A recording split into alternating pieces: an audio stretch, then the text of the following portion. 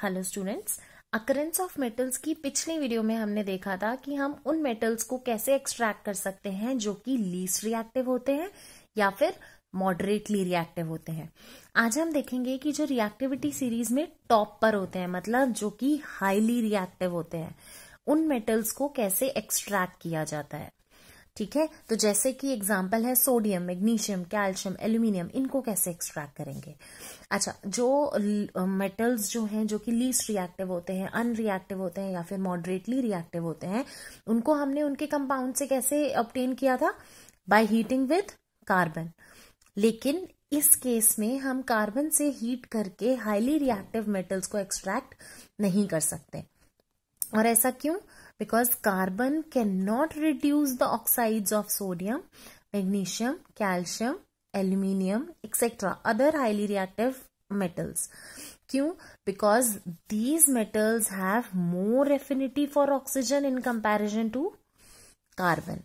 ठीक है, तो हाईली रिएक्टिव मेटल्स को एक्सट्रैक्ट करने के लिए जो मेथड यूज किया जाता है, जो प्रोसेस यूज किया जाता है, वो है इलेक्ट्रोलिटिक रिडक्शन।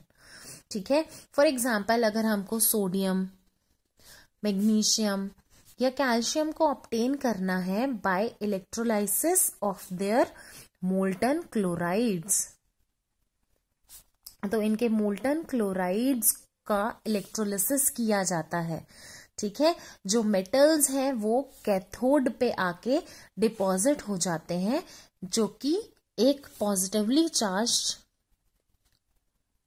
कैथोड पर आकर जो मेटल्स हैं वो कैथोड पर आकर डिपॉजिट हो जाएंगे, जबकि जो क्लोरीन है वो एनोड पर जाकर लिबरेट हो जाएगा।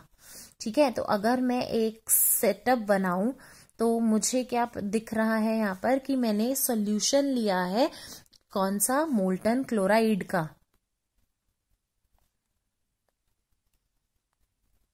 अगर मैं इसमें एनोड और कैथोड अरेंज कर दूं और इससे इलेक्ट्रिसिटी पास करा दूं, ठीक है, तो क्या होगा कि जो मेटल्स हैं वो, this is cathode, this is anode, जो मेटल्स हैं वो कैथोड पर आकर डिपॉजिट हो जाएंगे। ठीक है, क्यों? क्योंकि मेटल्स कैसे आयन्स बनाते हैं? सोडियम का आपको पता है आयन कैसा बनता है? पॉजिटिवली चार्ज आयन बनता है। ठीक है, और कैथोड कैसी होती है? नेगेटिवली चार्ज इलेक्ट्रोड होती है। ठीक, तो obviously this will attract opposite charges attract na, so a cation will move towards cathode due to difference in their charges. ठीक है, जबकि जो क्लोरीन है वो यहाँ एनोड पर आकर लिबरेट हो जाएगी। ठीक, अगर मैं रिएक्शंस लिखूं तो मैं क्या लिखूंगी कि कैथोड पर क्या रिएक्शन हुई? सोडियम आयंस इलेक्ट्रॉन्स के साथ रिएक्ट करके हमें सोडियम दे देंगे, और एनोड पर जो क्लोराइड आयंस हैं उससे क्लोरीन गैस लिबरेट हो जाएगी और इलेक्ट्रॉन्स रिलीज हो जाएंगे। यही इलेक्ट्रॉन्स वापस से सोडियम आयंस को सोडियम मेटल बनाएंगे और हम इसको एक्सट्रैक्ट कर सकते हैं इन प्योर फॉर्म। ये क्लियर हो गया?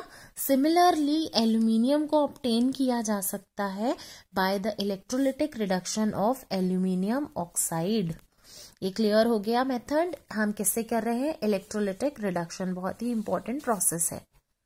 ठीक, अच्छा, अब हम देखेंगे कि हमने मेटल्स तो ऑब्टेन कर लिए अलग अलग तरीकों से, लेकिन हम क्या ये प्योर फॉर्म में होते हैं? तो नहीं, ये प्योर फॉर्म में नहीं होते हैं। हम जितने भी रिडक्शन प्रोसेसेस से निकाल ले, हमने कैल्सिनेशन देखा, रोस्टिंग देखा, इलेक्ट्रोलिटिक रिडक्शन देखा, ये जितने भी प्रोसेसेस से हम मेटल्स को ऑब्टेन करते हैं वो प्योर फॉर्म में नहीं होते। तो बहुत जरूरी होता है कि उनकी रिफाइनिंग हो।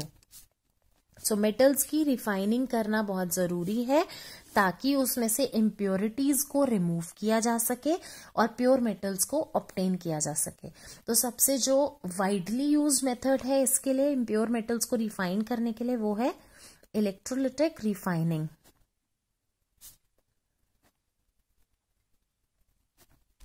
ठीक है, इसमें क्या करते हैं, करते कैसे, परफॉर्म कैसे करते हैं?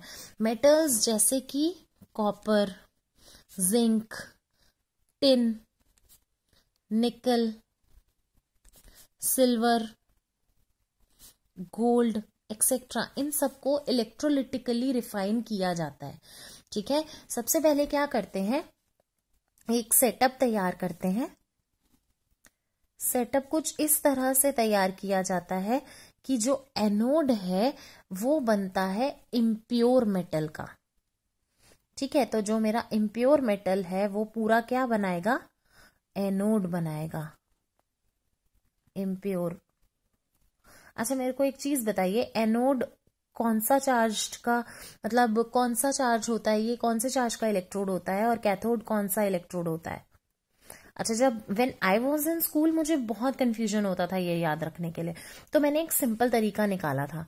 ठीक है, मुझे पता है कैटायन, मैं हमेशा ऐसे बनाती हूँ कैटायन, क्यों, दिस मीन्स पॉजिटिव, तो मतलब cation is positively charged ion.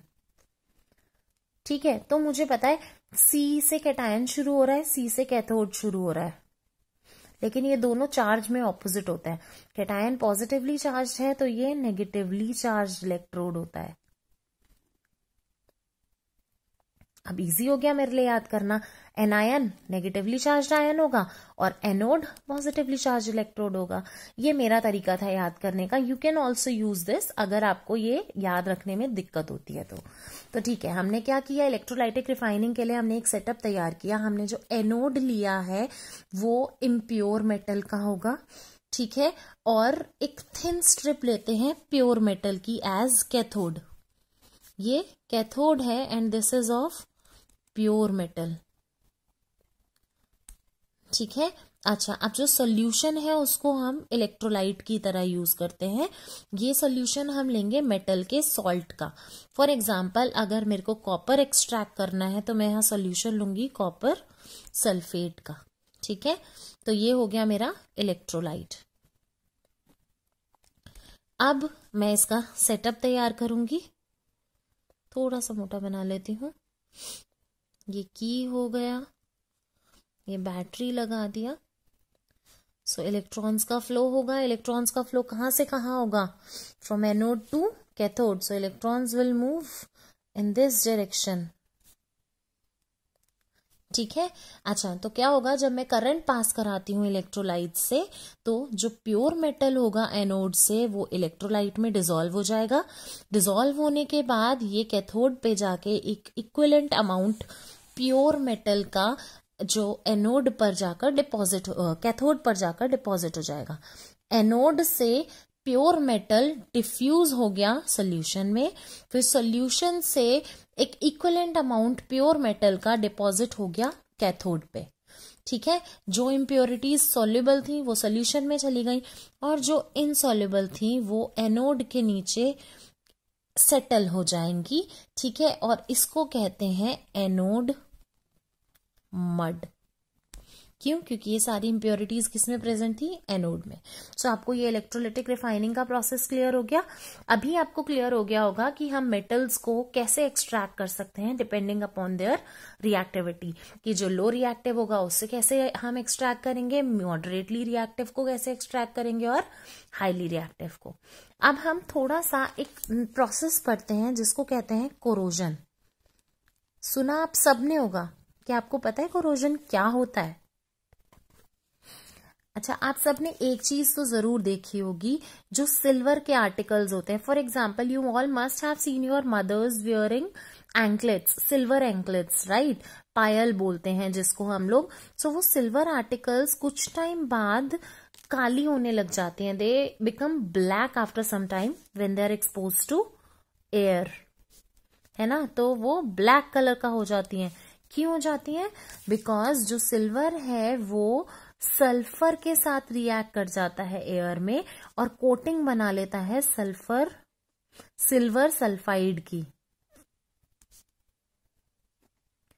ये silver sulphide basically black colour का होता है और इसी की वजह से एयर की प्रेजेंस में जो सिल्वर है वो काला पड़ने लगता है, इट बिकम्स ब्लैक।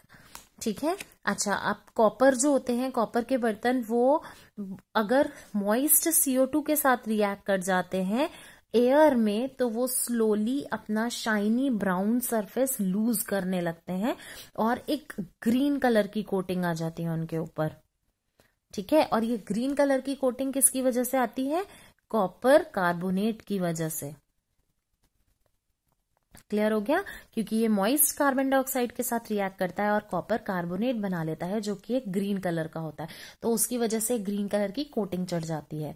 अच्छा, आयरन पे तो रस्टिंग होते हुए, जंग लगते हुए सबने देखा होगा, ठीक है। तो जो आयरन है जब मॉइस्ट एयर के कांटेक्ट में आता है तो बहुत टाइम के लिए, तो उस पे एक कोटिंग चढ़ जाती है ब्राउन कलर की, ब्राउन फ्लेकी सब्सटेंस की, जिसको कहा जाता है रस्ट। इसीलिए इसको रस्टिंग ऑफ आयरन भी कहा जाता है। तो अब आप मेरे को ये बताएंगे कमेंट में कि आपको मैं 2 सेंटेंसेस दे रही हूं, आपको बताना है कौन सा सही है। Corrosion is a type of rusting, या फिर rusting is a type of corrosion. आप मेरे को ये चीज पढ़कर बताएंगे कि कौन सा सही है, which one of the 2 sentences is correct. ठीक है, अब हम एक छोटी सी एक्टिविटी करके देखते हैं, ये पता लगाने के लिए कि जो रस्टिंग होती है उसके लिए क्या क्या कंडीशंस रिक्वायर होती हैं, मस्ट होती हैं। ओके, तो इस एक्टिविटी के लिए हम लेंगे 3 टेस्ट ट्यूब्स। ठीक है, 1, 2 और 3। मैं तीनों को मार्क कर देती हूँ, ये टेस्ट ट्यूब ए, ये टेस्ट ट्यूब बी, ये टेस्ट ट्यूब सी। ठीक है, मैंने पहली टेस्ट ट्यूब में पानी लिया और इसके अंदर फ्रेश आयरन नेल्स डाल दिए, क्लीन आयरन नेल्स हैं ये। ठीक है, अब बी वाले टेस्ट ट्यूब में मैंने क्या किया है, मैंने वाटर लिया है, लेकिन मैंने इसके ऊपर 1 ml ऑयल की लेयर डाली है। ठीक है, अच्छा, अब मैंने इसको कॉर्क से बंद भी कर दिया था, पहले वाले को भी और दूसरे वाले को भी। अभी यहाँ पर एयर भी प्रेजेंट है और इधर वाटर भी है, इधर एयर है, इधर वाटर है। और अब लास्ट इसमें भी हम आयरन नेल्स रखेंगे, उसके बाद कॉर्क करेंगे।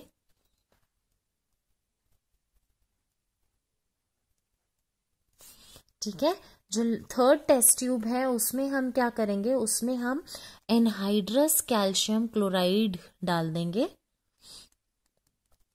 क्या डाल दिया मैंने?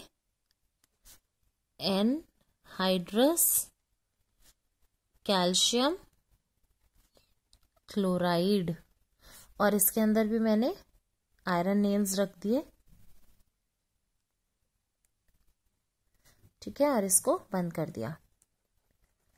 अच्छा, आप क्या मुझे बता सकते हैं कि इनमें से कौन से आयरन नेल्स में रस्टिंग होगी और किस केस में नहीं होगी? देखो, बहुत ही क्लियर है, इस केस में रस्टिंग होगी, बट इस केस में और इस केस में रस्टिंग नहीं होगी। रीजन क्या है? रस्टिंग के लिए बहुत जरूरी है एयर और वाटर दोनों का होना। ठीक है, बी में सिर्फ वाटर से एक्सपोज्ड है और सी में सिर्फ एयर से एक्सपोज्ड है। क्यों? क्योंकि एयर में जो भी थोड़ा मोड़ा मॉइस्चर होता है, कैल्शियम क्लोराइड उसको एब्जॉर्ब कर लेता है, सोख लेता है। ठीक है, तो बेसिकली सिर्फ फर्स्ट सिचुएशन है जिसमें एयर और वाटर दोनों के कांटेक्ट में था, जिसकी वजह से रस्टिंग हो पाई। ठीक है, सो क्लियर हो गया हमें कि आयरन के आर्टिकल्स को रस्टिंग होने के लिए बहुत जरूरी क्या क्या कंडीशंस है? presence of air and presence of water. Rusting can always occur only in the presence of moist air. ठीक है, अच्छा, अगर सिंपल लैंग्वेज में कोरोजन को डिफाइन करने को कहूं तो क्या आप बोलोगे? Corrosion is nothing but gradual destruction of materials. ठीक है, सो वो हमने किस किस का डिस्ट्रक्शन देखा था? हमने सिल्वर आर्टिकल्स का डिस्ट्रक्शन देखा था, हमने कॉपर के आर्टिकल्स का डिस्ट्रक्शन देखा था, और हमने आयरन के आर्टिकल्स का डिस्ट्रक्शन देखा था। सो ये बेसिकली 3 चीजें हैं जो हम डिस्ट्रक्शन, इसको हम रस्टिंग भी कहते हैं। ठीक है, ये क्लियर हो गया। तो अब हमें पता होना चाहिए कि हम कैसे प्रिवेंट कर सकते हैं कोरोजन को। क्योंकि ये मेटल्स तो हमारे लिए इंपॉर्टेंट है ना। सो कोरोजन को प्रिवेंट करने के लिए, आयरन की रस्टिंग को प्रिवेंट करने के लिए बहुत सारे तरीके होते हैं, जैसे कि पेंटिंग, ऑयलिंग, ग्रीसिंग, ये सब कर सकते हैं हम, इससे जंग नहीं लगती है। गैल्वेनाइजिंग, क्रोम प्लेटिंग, एनोडाइजिंग,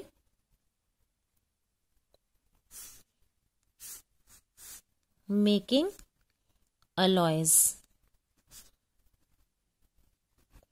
ठीक है, इनमें से दो मेथड्स हैं, गैल्वेनाइजिंग और मेकिंग अलॉयज। इनको हम थोड़ा सा डिटेल में पढ़ लेते हैं। तो क्या आपको पता है गैल्वेनाइजेशन एक्चुअली होता क्या है? गैल्वेनाइजेशन एक मेथड है स्टील और आयरन की चीजों को रस्टिंग होने से बचाने का। कैसे? By coating them with a layer of zinc. उनके ऊपर एक जिंक की लेयर चढ़ा देते हैं। ठीक है, अब जिंक जो है वो उसको आयरन के या स्टील के आर्टिकल को प्रोटेक्ट कर लेगा रस्ट होने से। ठीक है, जो गैल्वेनाइज्ड आर्टिकल्स होते हैं they are protected even if zinc coating broke हो जाती है, या फिर वो ऑक्सीजन के कांटेक्ट में आ जाती है, एयर के कांटेक्ट में आके भी वो प्रोटेक्ट कर सकती है। आपको पता है क्यों? इसका रीजन ये है कि जो जिंक है वो जब ऑक्सीजन के साथ रिएक्ट करता है एयर में तो वो जिंक ऑक्साइड बना लेता है, जो कि और भी ज्यादा स्ट्रॉन्गर है इन कंपैरिजन टू जिंक। तो बेसिकली जो आर्टिकल है जिसके ऊपर इसकी कोटिंग की गई है वो फर्दर प्रोटेक्ट ही होगा। ठीक है, अब नेक्स्ट हम देख लेते हैं अलॉयज बनाना। अलॉय क्या होता है? अलॉइंग भी एक तरीका होता है जिससे हम किसी भी एक मेटल की प्रॉपर्टी को इम्प्रूव कर सकते हैं। ठीक है, अच्छा अब कैसे करते हैं? तो हम सबसे पहले ये देख लेते हैं, आयरन एक बहुत ही वाइडली यूज्ड मेटल है, राइट? लेकिन कभी भी हम इसको प्योर स्टेट में यूज नहीं कर सकते। आपको रीजन पता है? क्योंकि अगर ये प्योर स्टेट में होता है तो ये बहुत ही सॉफ्ट होता है।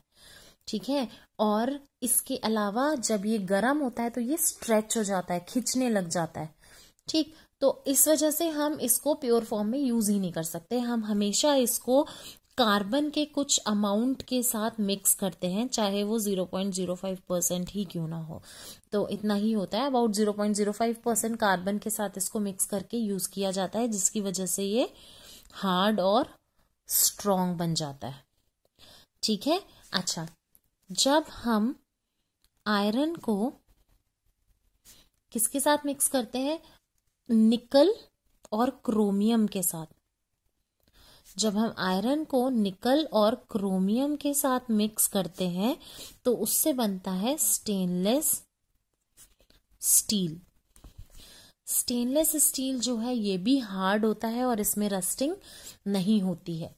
ठीक है, अच्छा अब आयरन को और भी सब्सटेंसेस के साथ मिक्स किया जा सकता है और उसकी प्रॉपर्टीज को चेंज किया जा सकता है। और सिर्फ आयरन ही क्यों, हम किसी भी मेटल की प्रॉपर्टी को चेंज कर सकते हैं अगर हम उसे किसी और सब्सटेंस के साथ ऐड कर दें।